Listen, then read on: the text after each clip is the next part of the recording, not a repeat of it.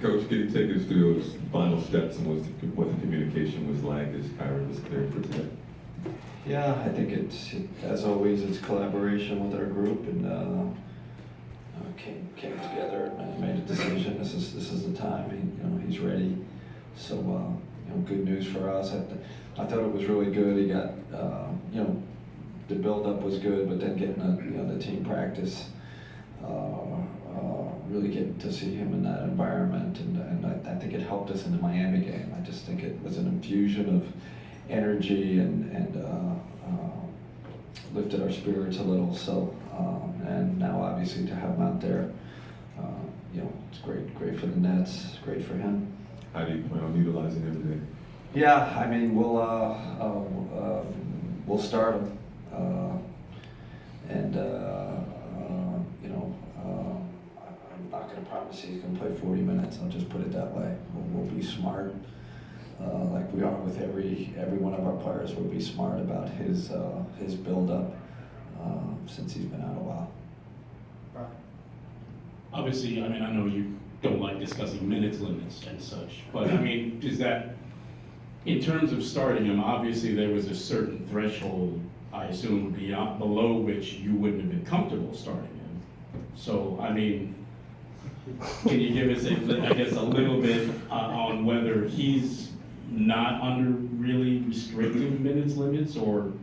No, I can't give you more. Okay. Figure it out. Right. Kenny, But great question.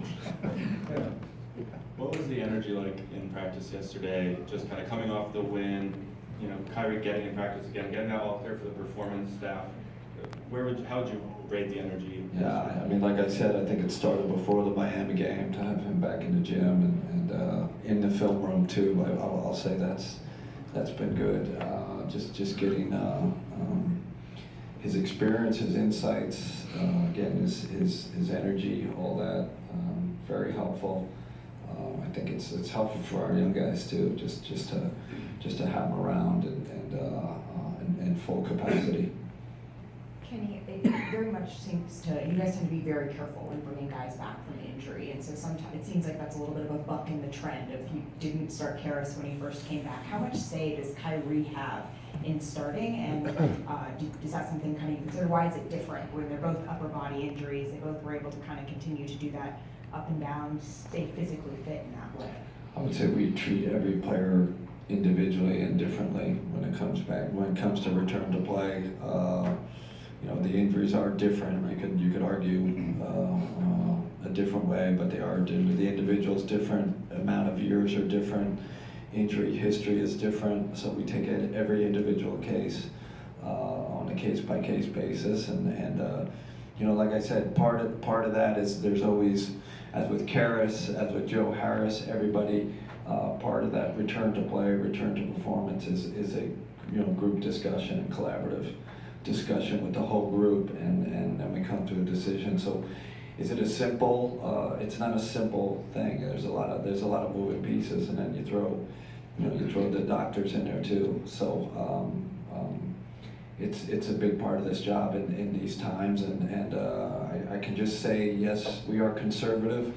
But I think we're about player care first. I think first and foremost, and we think in the long run that's going to help the Nets be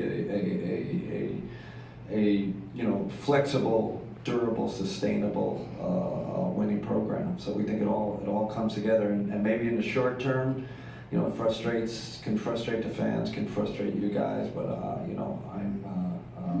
I know I'm leading it, and Sean's leading it, and we are totally together with that philosophy. And then by deductive reasoning, if Kyrie is starting, does that mean that Spencer is not? We'll have to see about that one. We can't give everything out, just given the Kyrie one was a big step. So, I think you have to wait to see. But, yeah. Transitioning from that, we've talked about for a while the idea of Kyrie, Caris, Spencer all playing together, and discussions that have looked like and everything. Just Do you plan to start implementing some of that as early as today, or do you want to wait and give Kyrie a few days back before you start using experiments? It's going to be flow of the game. What's your approach with all that? We'll see. I mean, yes. I mean, I think that's a lineup that excites our coaching staff. I think we'll get there. At the end of the day, what good coaching staffs do is they put their best players on the floor. They try to, manage those, get those lineups together as much as they can. Those are our top players, and we got to figure out a way how to get them on the court. And then I think as we go, farther, along the season, we can hopefully manipulate where that happens more and more. Obviously, first, 11 or so games of the season, you guys had some serious defensive issues. How do you, ensure that you guys don't revert back to those issues now that you kind of have Caris and Kyrie back out there on the floor? First of all, it's really our identity right now. That's where, I don't know, depend what you're 11, 12, 13th in defense. It's kind of kept us afloat over the season. I think at the end of end of the season, the same thing happened last year. Our defense ended up being better than our offense. So that's kind of what we're hanging our hat on. And obviously with some moving parts right now, we're going to have to figure out the schemes and the philosophy that's going to work with who's ever in the lineup. But I don't see us changing much. I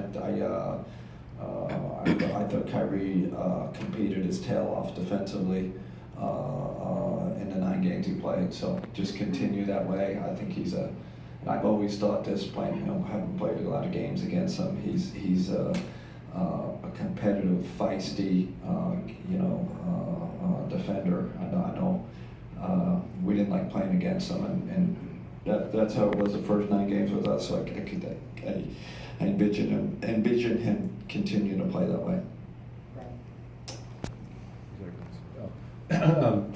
Kyrie had talked about maybe the starting by sort of overuse after he missed time in the preseason, even maybe shooting on game nights and things like that. How do you kind of make sure he doesn't, you kind of lock the gym after the game, or what do you do to make sure he's not? It's not just Kyrie. I think, listen, I think the best pros I've been around, they know, they kind of know their threshold but it's hard because the great players they do more a lot of time. They want a competitive advantage. So yeah, I think it's one of the biggest challenges for a coach, coaching staff, players, that performance team with all the moving pieces, getting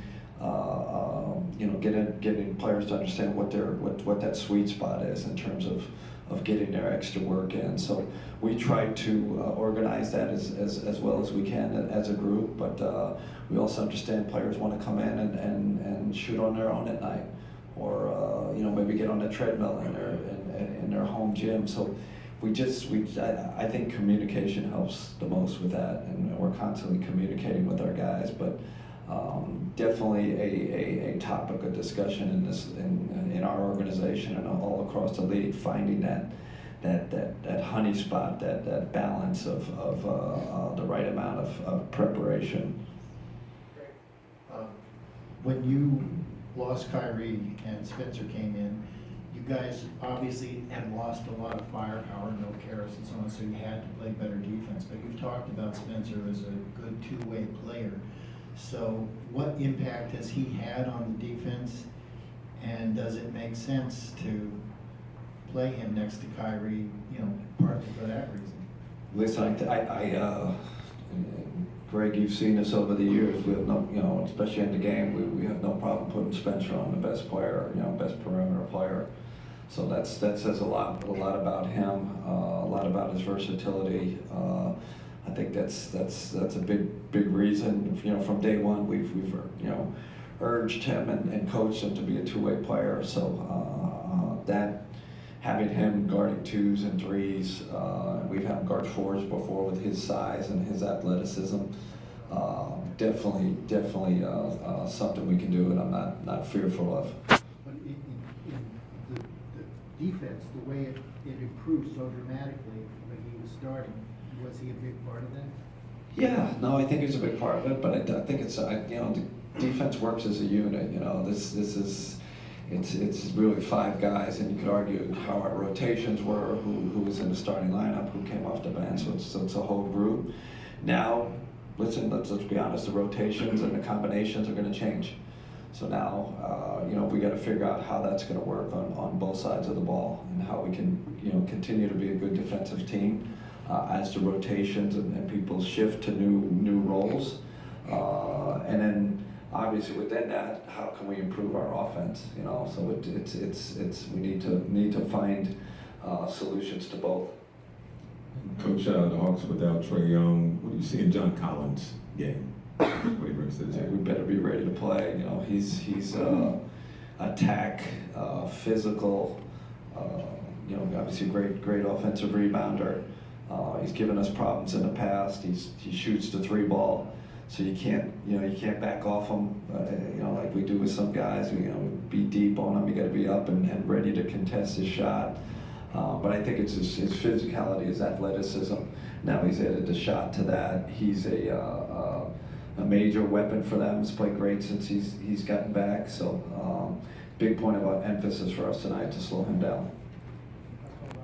I know there's probably a certain amount of Spencer just being self-effacing, but when he's always referring to Kyrie and Caris as your 2 best players, I'm curious, how do you weigh, I guess, the value of having shooting like Joe and Torian on the floor with drivers versus getting your, quote, best players, Kyrie and Caris and Spencer, on the floor at the same time? I mean, I imagine do you need more time to make that decision and see how it operates?